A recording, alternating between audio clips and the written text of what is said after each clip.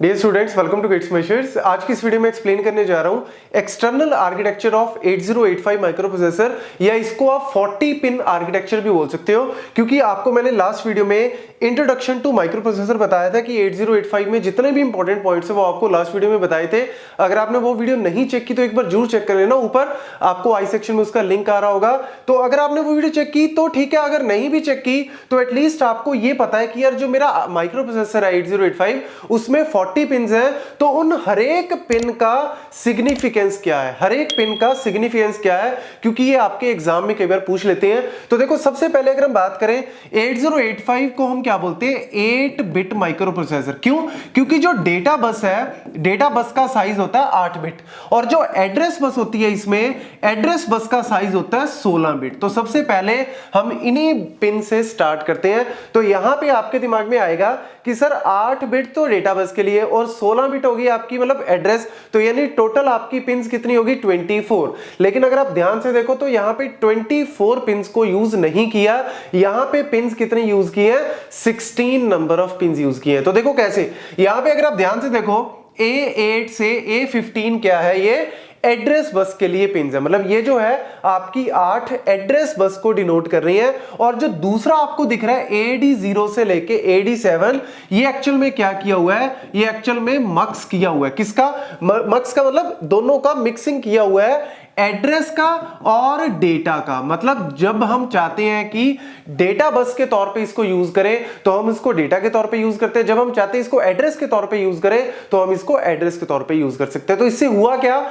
मेरी number of pins को थोड़ा हमने रिड्यूस किया, तो 24 की जगह टोटल 16 पिन में ही काम चल गया। अब देखो होगा कैसे, ये एक्चुअल में होगा कैसे, यहां पे जो है वो ALE बड़ा यूज होता है। ALE क्या है एक्चुअल में, एड्रेस लैच इनेबल। ये एक्चुअल में करता है क्या है, हमें पता है कि यार जब हम एड्रेस को, जैसे देखो आपने फॉर एग्जांपल माइक्रो प्रोसेसर कहता है मुझे मेमोरी से कुछ रीड करना है या मुझे मेमोरी में कुछ राइट करना है, आईओ डिवाइस को कुछ रीड करना है, जैसे इनपुट डिवाइस है उससे मुझे कुछ रीड करना है, आउटपुट डिवाइस पे कुछ राइट करना है। तो जब भी रीड राइट होगा एक्चुअल में सबसे पहले आप उस एड्रेस पे पहुंचोगे तभी तो रीड राइट होगा। जैसे आपने अपने दोस्त से कुछ सामान लेने जाना है या उसको सामान देने जाना है, अरे भैया पहले उसके घर पे तो पहुंचोगे, पहले उस एड्रेस पे पहुंचोगे फिर रीड राइट करोगे। तो वही चीज यहां पे है, पहले तो आपको उस एड्रेस पे पहुंचना है। तो यानी जब हम एड्रेस बस को यूज कर रहे हैं तो डेटा बस नहीं यूज हो रही, और जब हम डेटा को कर रहे हैं मतलब जब हम रीड राइट कर रहे हैं तब एड्रेस की कोई जरूरत नहीं, क्योंकि हम ऑलरेडी उस पे पहुंच चुके हैं। तो इसी का सिग्निफिकेंस इन्होंने लिया है। तो ये जो ALE है ना, एड्रेस लैच इनेबल, ये कहता है कि जब ALE की वैल्यू 1 होगी तो यानी ये मेरा एड्रेस के तौर पे यूज होगी। मतलब आप कह सकते हो कि ये वाली सारी pins as a address use होंगी। तो देखो 8 ये एड्रेस, 8 ये एड्रेस, टोटल क्या होगी आपकी 16 बिट जो है वो एड्रेस के तौर पे यूज होंगी। आप उस एड्रेस पे जाओ, डेटा को फेच करो, जो भी आपको करना है। अगर ये ALE की वैल्यू है 0 तो ये वाली जो पिन्स है ये एक्चुअल में यूज होंगी एज ए डेटा बस। तो यहां पे अब आप क्या करोगे, जब ALE की वैल्यू 0 है तो आप 8 बिट डेटा जो है वो रीड कर सकते हो या फिर राइट भी कर सकते हो, क्योंकि ये वाली जो है वो बाई डायरेक्शनल है। आप रीड भी करना चाहते हो या राइट करना चाहते हो, दोनों में से जो भी काम करना चाहते हो तो ये बोथ बाई डायरेक्शनल। लेकिन एड्रेस तो ऑब्वियसली माइक्रो प्रोसेसर उस एड्रेस पे जाएगा, वहां से कुछ लेके नहीं आएगा, वहां पे हमें जो है वो याद रखना, तो इसीलिए इसको बाई डायरेक्शनल जो है वो मेंशन किया हुआ है। उसके बाद हमारे पास आ जाता है जी IO एंड M। ये एक्चुअल में पिन का पर्पस क्या है, अब इसमें भी देखो वैल्यू, या तो इसकी वैल्यू क्या होगी 1 होगी या वैल्यू क्या होगी 0। अब अगर वैल्यू इसकी 1 है तो एक्चुअल में क्या करें, हम इनपुट आउटपुट डिवाइस से कुछ रीड राइट करना चाहते हैं, मतलब एक तरह से इनपुट आउटपुट डिवाइस को इनेबल कर दिया। इनपुट डिवाइसेस आपको पता होंगे, कीबोर्ड माउस ये सारे, और आउटपुट डिवाइस भी आपको पता है प्रिंटर मॉनिटर। तो अगर मैंने उनको यूज करना है तो हम इसको 1 कर देते हैं, और अगर मुझे मेमोरी को यूज करना है मतलब मेमोरी से कुछ रीड राइट करना है जैसे रैम है उसमें से, तो फिर हम इसको वैल्यू को क्या कर देते हैं 0 कर देते हैं। ये जो है वो फंडा कहलाता है। अब इसके बाद आ जाते हैं रीड एंड राइट।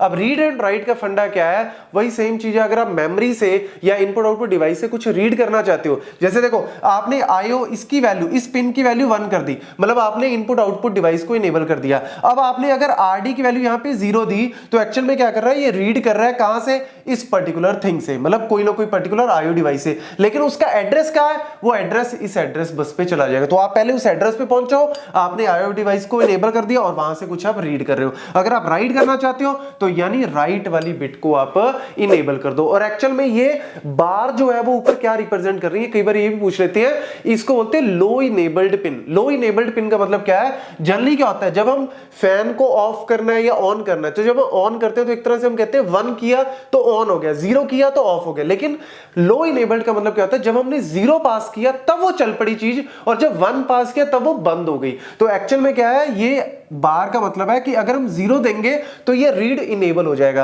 अगर हम 1 देंगे तो रीड इनेबल नहीं होगा। ऐसे ही आपका राइट जो है वो 0, मतलब 0 जब हम देंगे तो इनेबल हो जाएगा। तो ये भी देख लो बाहर की तरफ डायरेक्शन है, क्यों, क्योंकि आप उस जगह पे जाके कुछ रीड या फिर राइट करना चाह रहे हो। और अगर आईओ है तो 1 किया तो यानी इनपुट आउटपुट डिवाइस से रिलेटेड है, अगर मेमोरी वाली वैल्यू इसको 0 किया तो यानी हम मेमोरी से कर रहे हो। उसके बाद आ जाते हैं जी आपका S1 S2, ये आपकी स्टेटस बिट या स्टेटस पिन भी आप इसको बोल सकते हो।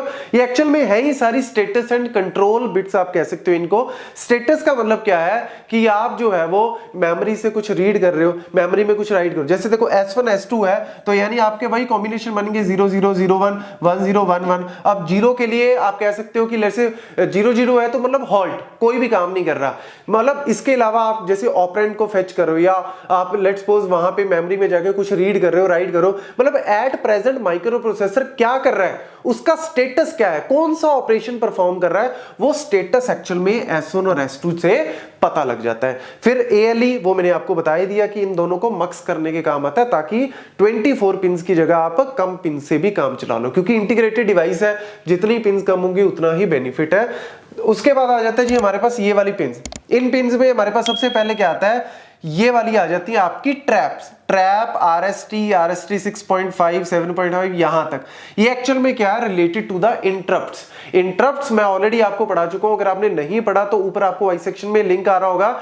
इंटरप्ट्स एक्चुअली होता है क्या है कि कुछ एकदम से इमरजेंसी आ गई, माइक्रो प्रोसेसर अपना काम कर रहा था चुपचाप, कोई इंस्ट्रक्शन आई उसको एग्जीक्यूट कर रहा है, ये वो रीड राइट कर रहा है, एकदम से कोई पावर फेलियर हो गया, हार्डवेयर फेलियर हो गया, या माउस से किसी ने कुछ क्लिक कर दिया या कीबोर्ड से कुछ प्रेस कर दिया, तो रनिंग प्रोसेस को बीच में रोक के इंटरप्ट को हैंडल करना पड़ता है। तो उसको एक्चुअल में क्या किया हुआ है, मल्टीपल कैटेगराइजेशन में डिवाइड किया हुआ है। तो ट्रैप एक्चुअल में क्या है, one of the highest priority interrupt, मतलब जैसे पावर फेलियर हो गया या एकदम से हीट इतनी जनरेट होगी तो सिस्टम को बंद करना पड़ रहा है, तो वो वाले जो सारे हैं हार्डवेयर से रिलेटेड वो ट्रैप में आ जाते हैं। फिर 7.5 6.5 5. ये भी डिफरेंट सॉफ्टवेयर इंटरप्ट्स भी हैं, और ये इनकी प्रायोरिटी जो है वो ट्रैप से थोड़ी कम होती है, बट ये भी आपके ट्रैप्स के अंदर या आप कह सकते हो इंटरप्ट्स के अंदर ही आते हैं। तो अगर उस टाइप का इंटरप्ट कोई जनरेट हुआ तो ये इनवर्ड्स क्यों है, जैसे बाहर से कोई ना कोई इसको इनेबल करेगा, बाहर से कोई ना कोई भेजेगा कि there is a trap, there is a RST 7.5, there is a RST 5.5। तो ये एक्चुअल में जैसे INTR, ये भी क्या एक तरह से इंटरप्ट है जो कीबोर्ड या फिर माउस के क्लिक होने पे जनरेट होता है। तो जब भी इस तरीके के आते हैं तो ये एक्चुअल में क्या करता है, फिर माइक्रो प्रोसेसर को अपने काम धंधा को छोड़ के पहले इंटरप्ट को हैंडल करना पड़ता है। तो एक्चुअल में होता क्या है, यहाँ पे जैसे ही कोई यहाँ से पिन में 1 आया तो एक्चुअल में माइक्रो प्रोसेसर क्या बोलेगा, ओहो इंटरप्ट आ गया। तो फिर क्या करेगा, वो सबसे पहले एक्नॉलेजमेंट बिट को आगे भेजेगा। एक्नॉलेजमेंट बिट मतलब अरे यार मेरे पास अगर ट्रांजैक्शन, मैं कोई ट्रांजैक्शन कर रहा हूं और ट्रांजैक्शन कंप्लीट हो गई, लास्ट में कोई मैसेज ही नहीं आया कि your transaction is completed successfully, या वो तो मैं तो वेट ही करता रह जाऊंगा। तो लास्ट में आता है ना your transaction is successfully completed, तो उसका मतलब क्या है, एक एक्नॉलेजमेंट आ गई, मेरे पास एक स्लिप आ गई, तो जिससे पेरिफेरल को या डिवाइसेस को लगेगा कि ठीक है माइक्रो प्रोसेसर को पता लग गया, वो कुछ करेगा। तो एक्चुअल में जब भी कोई यहां से इंटरप्ट जनरेट होता है तो ये बोलेगा ओके मैं कुछ करता हूं, ठीक है। तो ये एक्चुअल में क्या है, एक तरह से एक्नॉलेजमेंट की तरह वर्क करता है। उसके बाद आ जाता है जी यहाँ पे होल्ड एंड होल्ड एक्नॉलेजमेंट। ये क्या है, ये डीएमए कंट्रोलर के थ्रू कनेक्ट होता है। डीएमए कंट्रोलर क्या होता है, डायरेक्ट मेमोरी एक्सेस।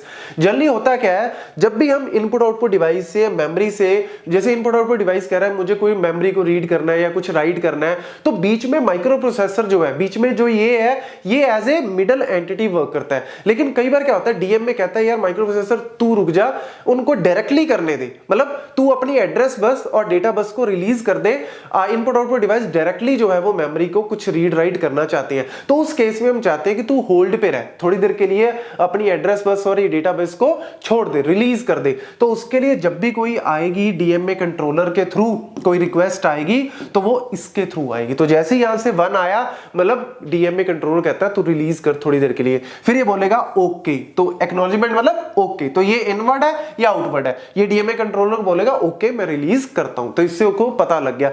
और ये याद रखना कि ये जो होल्ड वाली है ये इनसे भी ज्यादा प्रायोरिटी है, मतलब ट्रैप वैसे हाईएस्ट प्रायोरिटी है लेकिन होल्ड की ट्रैप से भी ज्यादा हाईएस्ट प्रायोरिटी है। तो आप कह सकते हो कि अगर होल्ड और ट्रैप दोनों में से 1-1 आ गया, दोनों पे 1-1 आ गया, तो वो सबसे पहले होल्ड वाली को एक्नॉलेजमेंट भेजेगा कि पहले तू कर, उसके बाद इसको हैंडल करेगा। फिर आ जाता है जी रीसेट, रीसेट आउट। एक्चुअल में क्या है रीसेट का मतलब क्या है, रीसेट इन का मतलब क्या है, माइक्रो प्रोसेसर को अगर रीसेट करना है तो माइक्रो प्रोसेसर को रीसेट करना, और इसके ऊपर भी बार है, बार का मतलब लो इनेबल्ड, मतलब अगर 0 आया तो माइक्रो प्रोसेसर क्या हो जाएगा, रीसेट हो जाएगा, और अगर 1 आया तो कुछ नहीं होगा। और रीसेट आउट का मतलब अगर माइक्रो प्रोसेसर किसी पेरिफेरल डिवाइसेस को, पेरिफेरल मतलब वही आईओ डिवाइसेस को अगर रीसेट करना चाहता है तो फिर वो यहां से क्या भेजेगा, 1 भेजेगा और वो डिवाइस को रीसेट कर सकता है। फिर आ जाता है जी आपका रेडी। रेडी का फंडा क्या है, रेडी एक्चुअल में कहां से आ रही है, बाहर से आ रही है। बाहर कौन, रेडी एक्चुअल में कौन है, पेरिफेरल डिवाइसेस, डिफरेंट डिवाइसेस होते हैं जैसे कीबोर्ड है, माउस है, वो डिवाइसेस भेज रहे हैं माइक्रो प्रोसेसर को कि आई एम रेडी। एक्चुअल में होता क्यों है, क्योंकि माइक्रो प्रोसेसर जो है वो 3 मेगाहर्ट्ज पे काम करता है। मतलब 3 मेगाहर्ट्ज का मतलब क्या है, इसकी जो ऑपरेटिंग फ्रीक्वेंसी है वो है 3 मेगाहर्ट्ज, यानी एक टाइम पीरियड हो गया 1/3। इसको आप क्या कह सकते हो, जैसे टाइम पीरियड क्या होता है 1 बाय फ्रीक्वेंसी, तो इसको आप कह सकते हो 1/3 मेगा। मेगा का मतलब क्या होता है 10⁻⁶, तो ऊपर जाके क्या हो गया 10⁻⁻⁶, यानी 1/3 माइक्रो सेकंड में ये एक काम कर सकता है। और पेरिफेरल डिवाइसेस होते हैं स्लो, तो अगर ये काम करता गया तेजी तेजी, डिवाइसेस बोलेंगे यार रुक जा मैं ओवरफ्लो हो गया, तो उस केस में क्या करेगा, पेरिफेरल डिवाइस भेजेगा ठीक है अब मैं रेडी हूं, अब तो नेक्स्ट बिट को भेज सकता है या नेक्स्ट बिट को राइट कर सकता है। तो एक तरह से आपस में सिंक्रोनाइज करने में हेल्प करता है। उसके बाद हमारे पास आ जाती है यहाँ पे then SID in and SID out. ये एक्चुअल में क्या है, serial input and serial output के लिए, तो ये सपोर्ट करता है सीरियल इन या फिर सीरियल आउटपुट। अगर आप डेटा भेजना चाहते हो तो उसके लिए आपकी ये 2 पिन जो है वो वर्क करती है। इसके अलावा ये सारी पिन हो गई, सिर्फ 5 पिन इसके अलावा और है। एक है आपकी VCC पिन क्या है, अगर 5 वोल्ट, आपको पता है कि यार 5 वोल्टेज पे काम कर रहा है, तो 5 वोल्टेज आप जब आप दोगे तो VCC के थ्रू दोगे। एक होती है इसमें VSS जो ग्राउंड के थ्रू कनेक्टेड होती है, ग्राउंड के साथ जो है वो कनेक्ट होता है। एक होती है इसमें X1 एंड X2, और एक होती है इसके अलावा इसमें क्लॉक। क्लॉक मतलब जैसे बहुत सारे डिवाइसेस होते हैं जो क्लॉक के थ्रू काम नहीं करते, उनके साथ कोई क्लॉक नहीं होती, तो माइक्रो प्रोसेसर क्या कहता है, उस क्लॉक के थ्रू, इस क्लॉक पल्स के थ्रू जो है वो उनके साथ रिलेट हो जाता है, मतलब उनके साथ जो है वो एक तरह से सिंक्रोनाइज करना चाहता है, तो वो इस क्लॉक पल्स के थ्रू हो जाता है। और X1 X2 क्या है, X1 X2 क्या होता है, एक तरह से क्रिस्टल ऑसिलेटर होता है जिसके साथ ही कनेक्टेड होती है बिट्स। और वो क्रिस्टल ऑसिलेटर का पर्पस क्या है कि 3 मेगाहर्ट्ज की फ्रीक्वेंसी जनरेट करना, ताकि माइक्रो प्रोसेसर वर्क करे। एक्चुअल में ये 6 मेगाहर्ट्ज की फ्रीक्वेंसी जनरेट करता है, और ये एक्चुअल में क्या होता है, ऑसिलेटर जो जनरेट करता है उसकी डिवाइड बाय 2 एक्चुअल में यूज होती है। तो ये जनरेट तो 6 मेगाहर्ट्ज करता है, लेकिन डिवाइड बाय 2 होने की वजह से 3 मेगाहर्ट्ज रह जाती है, और फिर 3 मेगाहर्ट्ज पे ये प्रोसेसर जो है वो वर्क करता है। तो ये सारी की सारी 40 पिन जो है वो इस तरीके से वर्क करती है। ये सारे पॉइंट्स नोट कर लेना, कॉम्पिटिटिव एग्जाम में, कॉलेज यूनिवर्सिटी में जहां भी पूछे आप इजीली आंसर दे सकते हो। Thank you.